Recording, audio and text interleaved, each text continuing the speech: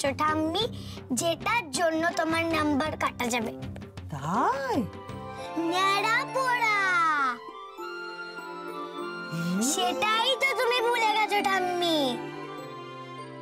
এবার তোর উপর বদলা আমি তোর বউ দিয়ার উপর দিয়ে নেব। মাইন্ডেড। আমি তো এতদিন ভাবতাম দিয়া হয়তো তোকে সিঁড়ি বানিয়ে উপরে উঠবার চেষ্টা করছে, কিন্তু না, তুই দিয়াকে সিঁড়ি বানাচ্ছিস। আজ আমাদের ন্যাড়া পোড়া, কাল আমাদের দোল, পূর্ণিমাতে চাঁদ উঠেছে, বলি বল। আজ আমাদের ন্যাড়া পোড়া, কাল আমাদের দোল। কি ব্যাপার মেয়ে বৃষ্টি? হ্যাঁ, তোমরা এই ন্যাড়াপোড়ার কাছাকাছি দাঁড়িয়ে আছো কেন? চলে এসো, চলে এসো দিকে। না না, আমরা এখন আসবো না, আমরা তখন ন্যাড়া পোড়া করবো। No no no no no, ওসব কিচ্ছু তোমরা করবে না। ন্যাড়া পোড়া ঠেড়া পোড়া তোমরা দূর থেকে দেখবে। এই চলে এসো, এখানে চলে এসো। হ্যাঁ, আগুনের কাছে একদম যাবে না। ও ছোট বন্ধুমণি, তুমি একটু এসো না গো, দুজন মিলে তার পাচ্ছি না, এই নারকল দড়িটা একটু হাট করে বাঁধি।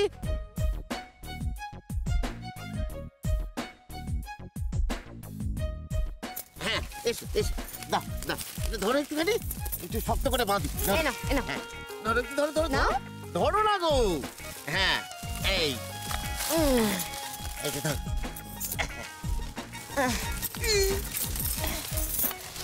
বিপিন দা, হ্যাঁ গো, তোমাদের এই ন্যাড়াপোড়াতে এত লোক কম কেন? মা বাবারা কেউ আসবে না? হ্যাঁ আসবে তো, সবাই আসবে। আমি আগে সব রেডি করে নিই, তারপর সবাই আসবে। হ্যাঁ গো। আর দাদা ভাই সে আসবে তো? দিয়া,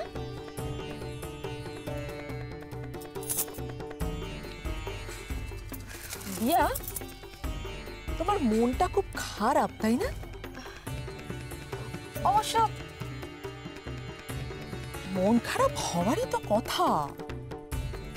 তুমি আর দাদা ভাই এখন তো আলাদা আলাদা রুমে থাকতে শুরু করেছো। এর থেকে একটা ব্যাপার কিন্তু একদম ক্লিয়ার, জানো তো?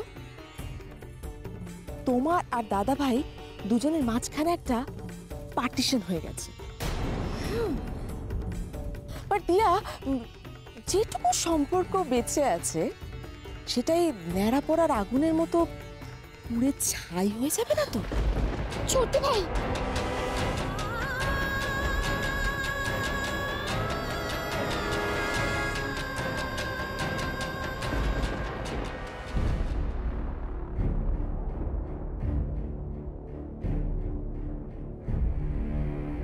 তুই কি চাস সেটা আমি খুব ভালো করে জানি।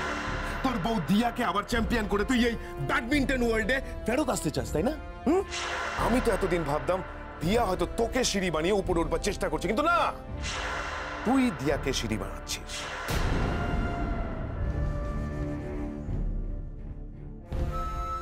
আমি যখন বলেছি আমি ডিভোর্স পেপারে সাইন করব না, তার মানে করব না।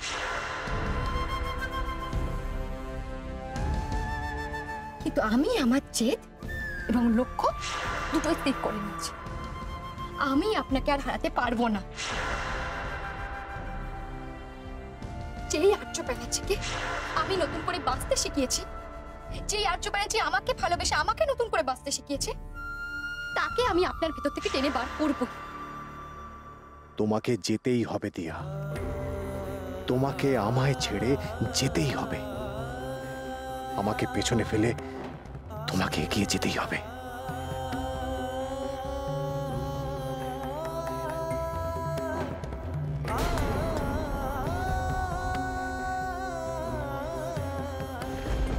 আরে তোমরা সবাই দাঁড়িয়ে আছো কেন? ওদিকে চলো, ন্যাড়াপোড়ার তো সব অ্যারেঞ্জমেন্ট হয়ে গেছে। তাই? আর বাচ্চারা তো অলরেডি তারও স্বরে ন্যাড়াপোড়ার গানও ধরেছে।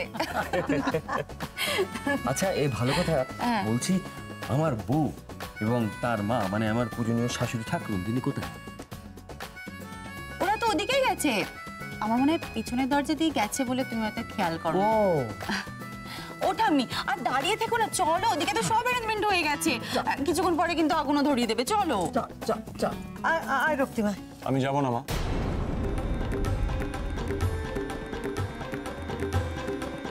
তোমরা যাও, আমার যেতে ভালো লাগছে না।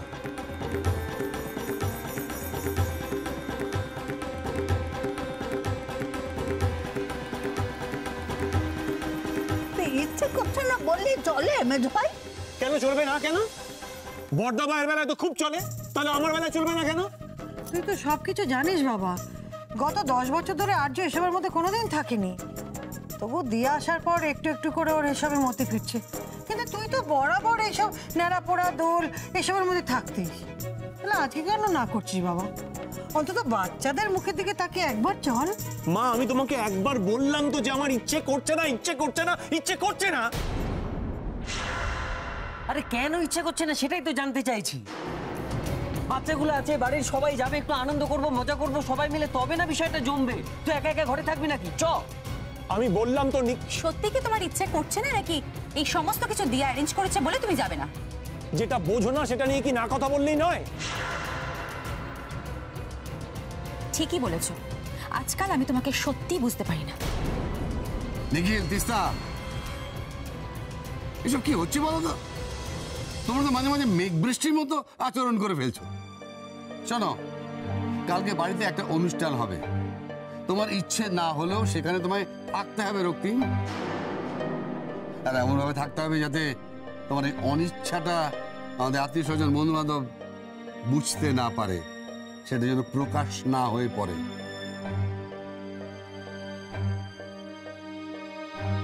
এটাই ভদ্রতা, বুঝতে পেরেছো রক্তিম? এই নিয়মটা কি শুধু আমার একার ক্ষেত্রেই প্রযোজ্য? কি আশ্চর্য রক্তিম, তা হবে কেন? তুমি শুরু করো, তোমাকে দেখে অন্যরাও শিখবে। কি তাই তো মাধবী? দেখো মাধবী, তুমি মুখে যাই বলো না কেন, তোমার চোখে মুখে কিন্তু আমি স্পষ্ট টেনশন দেখতে পাচ্ছি। আচ্ছা, তোমার বড় ছেলে আর্য কি আদৌ ফিরবে? না, তোমার কি ও সত্যি সত্যি বলে গেছে যে সে কোথায় গেছে, নাকি আবার সেই আগের মতো তোমাকে বলে কয়ে বেরোনোর পাটটা একেবারে চুকিয়েই দিয়েছে তোমার আর্য?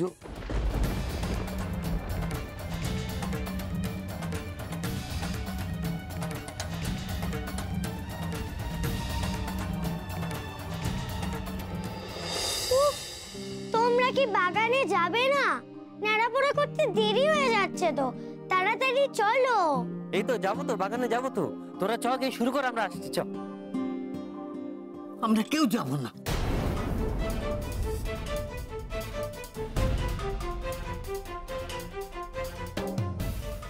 বড় নাগবউকে গিয়ে বল নাড়াপোড়া শুরু করে দিতে, কেমন?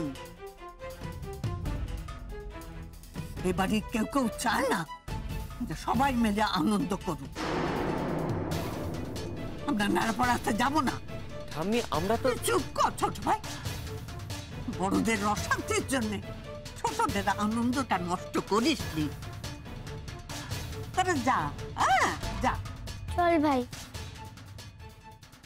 আমরা কেউ যাব না বাগানে,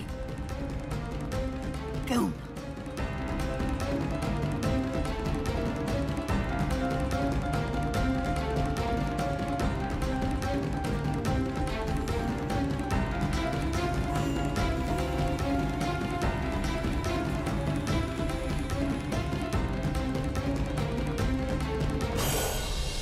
আমি নিজেকে তোমার চোখের সামনে ধ্বংস করে দেব দিয়া,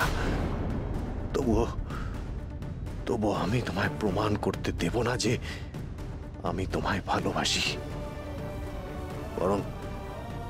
বরং আমি তোমায় এটা প্রমাণ করে দেব যে আমি তোমায় ভালোবাসি না।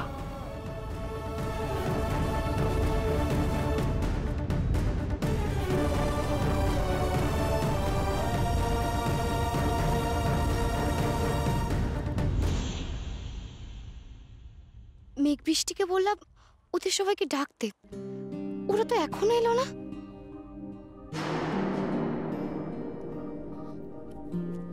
বজরংবলী আন্টি, বজরংবলী আন্টি, ওরা না বললো ওরা কেউ আসবে না, তোমাকে ওরা নাড়াপোড়া শুরু করে দিতে বললো।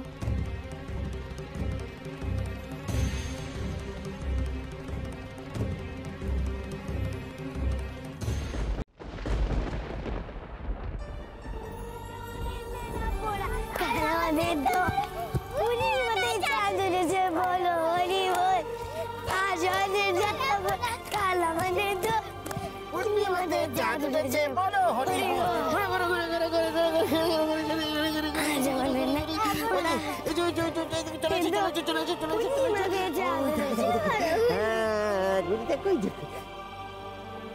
সেদিনে সেই যজ্ঞের আগুন যেমন আমাকে আপনাকে মিলিয়েছিল, আজকের এই আগুনও তেমন আমাদের মিলনের সাক্ষী হয়ে থাকবে। আপনি দেখে নেবেন, আজকের এই আগুনে আমাদের দুজনের মধ্যেকার সমস্ত মনোমালিন্য, ভুল বোঝাবুঝি, রাগ, দুঃখ, অভিমান সব জ্বলে পুড়ে শেষ হয়ে যাবে। আজকের পর থেকে আমরা আবার দুজন দুজনকে নতুন করে পাবো। আমার কথাটা আপনি মিলিয়ে নেবেন। কি হলো কি তোমার বড় জায়ের? হ্যাঁ, বর এখনো আসেনি অথচ ন্যাড়া পোড়ায় আগুন দিয়ে দিল, এটি করলো না। অত জেদ কি হলো? ওই তো অসাধ্য সাধন করেছে। তোমার শাশুড়ি যা পারেননি তাই তো করেছে। আর চোখে সবার সঙ্গে একসঙ্গে টেবিলে বসিয়ে খাইয়েছে, পুজোয় পাজামা পাঞ্জাবি পরে আর চোখে উপস্থিত করেছে। এখন কি হলো? হাল ছেড়ে দিয়েছে? বুঝে গেছে কেসটা গন কেস, তাই আর জোরাজোরি করছে না। জানো তো মা, দাদা ভাই না দিয়ার উপরে সাংঘাতিক চটে আছে। এখন কাছে গেলি না করে ঢ্যাক করে উঠবে। Just look at her. কিভাবে এক কোণে চোখ ছলছল করে দাঁড়িয়ে আছে। কাল শুধু এই বাড়িতে একবার ট্রিনাকে পাটা রাখতে দাও, তারপর ওই টিয়াকে আমি এই বাড়িতে আরো কোণঠাসা করে ছাড়বো। মা, ও যে ওই শাখা সিঁদুরের জোরের কথা বলে না, এবারে আমিও দেখবো ওর শাখা সিঁদুরের জোর কতটা। সেদিন যেমন আমার স্মৃতি সিঁদুরে রাঙিয়ে দিয়ে আপনি আমাকে আপন করে নিয়েছিলেন,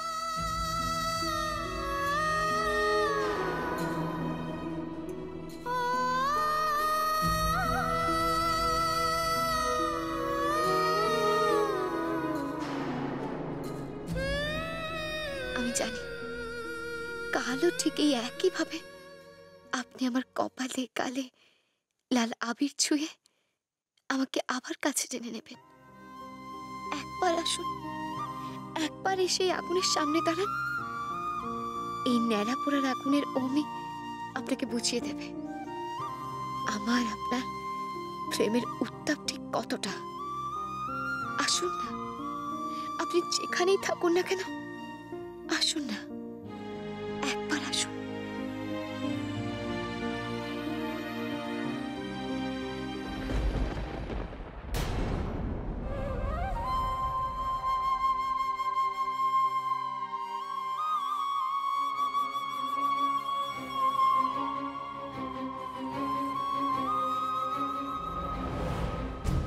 ওই তো উনি আসছেন, ওই তো, ওই তো।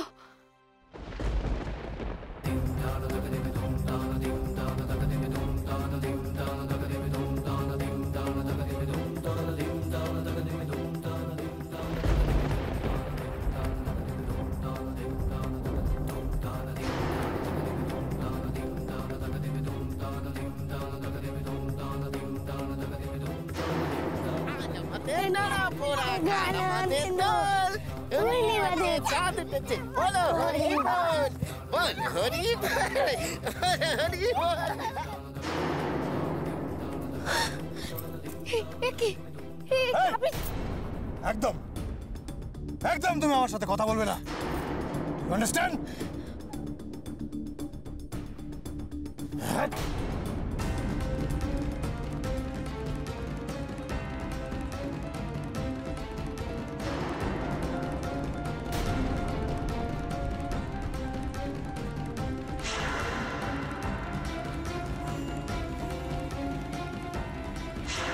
বৃষ্টি, চলো চলো বাবা, এবার আমরা ঘরে চলে যাই।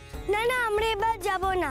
নেড়া পোড়া তো এখনো শেষ হয়নি, আর দাদা ভাই তো এই মাত্র এলো। আগে তাহলে দাদা ভাইয়ের সাথে নেড়া পোড়াটা করে নি। মেঘবৃষ্টি, তোমাদের দাদা ভাই কিন্তু এখন একদম সুস্থ নেই। তোমরা বিপিনের সাথে যাও, ভেতরে যাও। দাদা ভাই এখনো ভেতরে চলে যাবে। যাও যাও যাও। বিপিন তোর ভালো লাগে না, চল তো ভাই। হ্যাঁ হ্যাঁ, চল চল চল চল।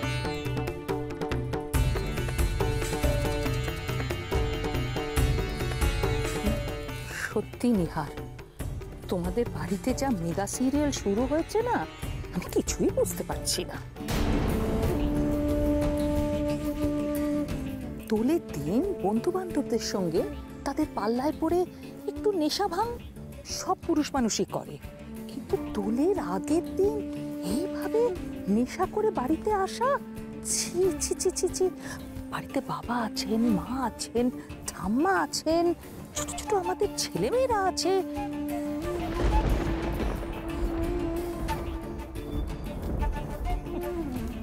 মম, দাদা ভাইকে দোষ দিয়ে কি হবে বলো তো? দাদা ভাই কি আনন্দে নেশা করেছে নাকি? ও হ্যাঁ, করেছে তো কষ্টে। দাদা ভাইয়ের জীবনের সব থেকে প্রিয় মানুষ যখন দাদা ভাইকে এত কষ্ট দিচ্ছে, তখন সেই কষ্টটা ভোলার জন্য কিছু তো একটা আশ্রয় নিতে হবে। তাই বেচারার আর কি দোষ বলো তো? এটা একেবারে পতি পরম গুরু সেই সিরিয়ালটার মতন। সেখানেও না বউটা খুব দজ্জাল ছিল, খুব স্বামীর উপরে তরপাতো। তারপর একদিন স্বামী নেশা করে যখন এলো, তখন শোনো শোনো শোনো শোনো, বাকিটা না আমরা ভেতরে কি শুনি, ঠিক আছে? চলো চলো চলো, শোনো শোনো শোনো শোনো, দাদা ভাইকে এখন একা ছেড়ে দাও, ওকে একটু বোঝাপড়া করতে দাও না ওর সাথে। চলো চলো চলো, আমরা একটু এখানে দাঁড়িয়ে দাঁড়িয়ে লাইভ টেলিকাস্ট দেখি। মম, এই লাইভ টেলিকাস্ট দেখার থেকেও সব থেকে বেশি ইম্পর্টেন্ট কাজ সেটা করে আমি করতে যাচ্ছি। আমার শাশুড়ি মা ঠাকুরনকে গিয়ে খবরটা দিই যে ওনার বড় ছেলে বাড়িতে মদ খেয়ে এসেছে। আচ্ছা মম, আমার শাশুড়ি মা দিয়ার উপরে ওনার বড় ছেলের দায়িত্ব দিয়েছিলেন না? এবার যখন উনি শুনতে পাবেন যে ওই দিয়ার জন্যই ওনার ছেলে ঠিক আগের মতো বাড়িতে মদ খেয়ে ফিরছে, তখন কিন্তু ওই ন্যাড়া পোড়ার আগুনের মতোই একেবারে দাউ দাউ করে জ্বলে উঠবে। সেই সঙ্গে ওই দিয়াকে একেবারে বাড়ি থেকে আউট করে দেবে। চলো চলো চলো চলো, তাড়াতাড়ি চলো চলো, সেটাই তো বলছি, চলো তাড়াতাড়ি চলো চলো চলো। আপনি মদ খেয়েছেন কেন? আমি তোমাকে কোনো কৈফিয়ত দিতে চাই না, কোনো কৈফিয়ত দিতে চাই না। আপনি যা করছেন এগুলো মা জানতে পারলে মার উপর দিয়ে কি যাবে আপনি বুঝতে পারছেন? আমাকে শাস্তি দিয়ে আপনি নিজেকে, বাড়ির সবাইকে শাস্তি দিচ্ছেন। কি চান, কি আপনি কি চান? আমি তোমাকে ডিভোর্স দিতে চাই। আমি তোমাকে ব্যাডমিন্টন কোর্টে র্যাকেট হাতে খেলতে দেখতে চাই, কিন্তু তুমি ওসব কিচ্ছু না করে, ব্যাডমিন্টন গোল্ড কাপ না খেলে তুমি বাড়ি ফিরে চলে এসছো। কিন্তু এখানে এসে তুমি বাচ্চাদের সাথে ন্যাড়াপোড়া করছো, কালকে হোলির প্ল্যান করছো, ভোগ রান্নার প্রিপারেশন করছো। বাহ, তোমাকে আমি এ বাড়িতে নিয়ে এসেছিলাম তুমি ব্যাডমিন্টন খেলবে বলে, আমি তোমাকে ট্রেন করব বলে, আরো ভালো বড় প্লেয়ার হবে বলে। কিন্তু দেখো, তুমি তো সেসব কিচ্ছু করছো না। কিন্তু তুমি স্বামী, সংসার এসবের জন্য তোমার খেলাটাকে বিসর্জন দিয়ে দিলে। বাহ বাহ, আমাদের সম্পর্কটা না আর 5টা স্বামী স্ত্রীর মতো নয়, থেকে অনেক অনেক আলাদা। তুমি সেটা বুঝলেই না। যাক, আমি যে উদ্দেশ্য নিয়ে তোমাকে বিয়ে করে বাড়িতে নিয়ে এসেছিলাম সেটা যখন সফল হলো না, দিয়া, তোমার আমার সম্পর্কটা যে ব্যাডমিন্টনের সূক্ষ্ম তারে বাঁধা ছিল সেটাই যখন ছিঁড়ে গেল, তখন তুমি ওই কাগজে সই না করলেও তোমার আমার সম্পর্কটা কিন্তু এখানেই শেষ। এই কথাটা মনে রেখো দিয়া।